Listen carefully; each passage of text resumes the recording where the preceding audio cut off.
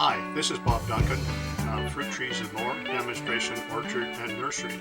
We're located near Sydney, just north of Victoria, on southeast Vancouver Island, British Columbia, Canada.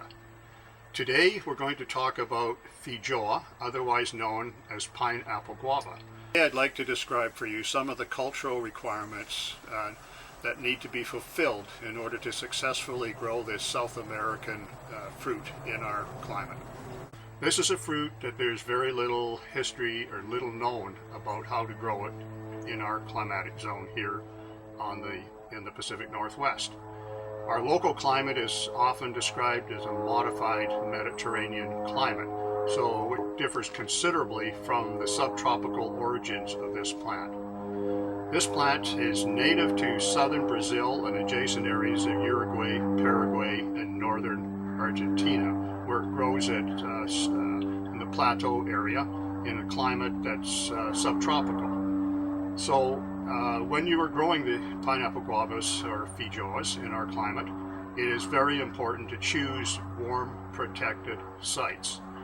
The plant is, given its subtropical origins, is extremely cold hardy to about minus 11 Celsius. So although the plant will grow unprotected, totally in the open, it is unlikely that you would actually ripen the fruit unless you grew it against a south-facing wall that's in full sun.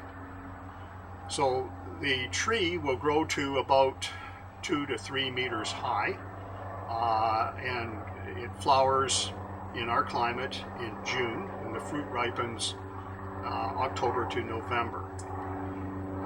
In its native Brazil and also in New Zealand, where it's commonly grown commercially, feijoas are pollinated by birds. We do not have the tropical to subtropical bird species to do the job here in British Columbia. So it's important that you hand pollinate the feijoas. Now, feijoas, some varieties are actually self-fertile and other varieties are not self-fertile. So the safe thing to do is to cross-pollinate if you possibly can. Even though, as I say, there are some varieties like Mammoth that are considered to be at least partly self-fertile. The petals are thick and fleshy, and that's edible, both to humans and to birds, and of course that's what makes them attractive to birds. However, here you can actually harvest the petals to some extent if you wish, and you can use them in salad. They taste like cinnamon cotton candy, actually, so very pleasant, sweet flavor. When growing feijoas in a cool summer climate, such as we have here in the Pacific Northwest, it is important not only to pick favorable sites, but also to select varieties that ripen early. Late maturing varieties of feijoa are unlikely to mature in our climate. So I have here 3 different varieties. I have an extremely early maturing variety over here that's actually pretty much finished. You can still see the odd fruit on the tree, but they're more or less finished. And this one is called Nikita and originated in the Crimean area of southern Russia. And then over here we have a very large fruited variety right here. You can see, compared to my hand, it's a substantial fruit, probably weighs 80 to 90 grams. And is probably 60-70 millimeters long.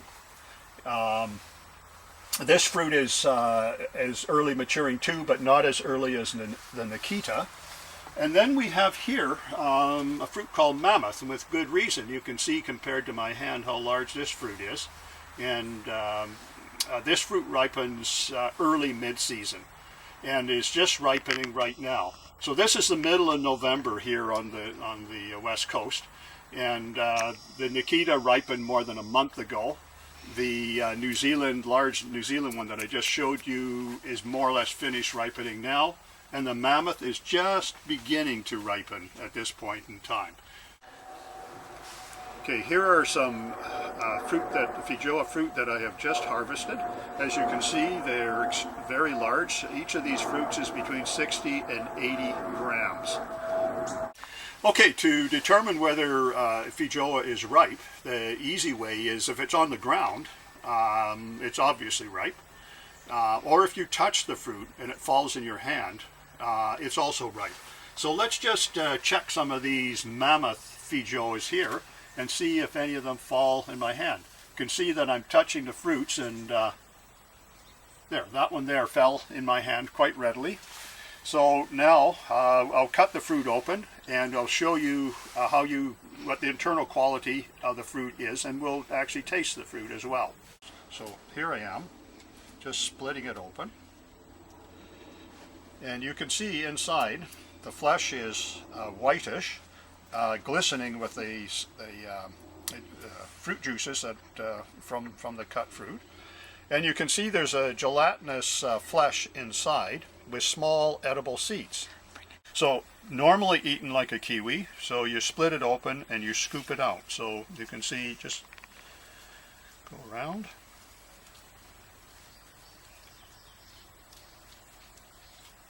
Scoop it out, just like this.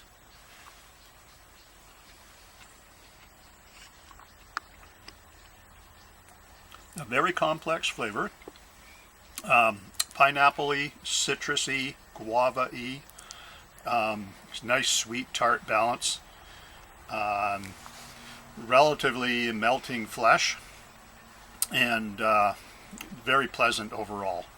Highly recommend it.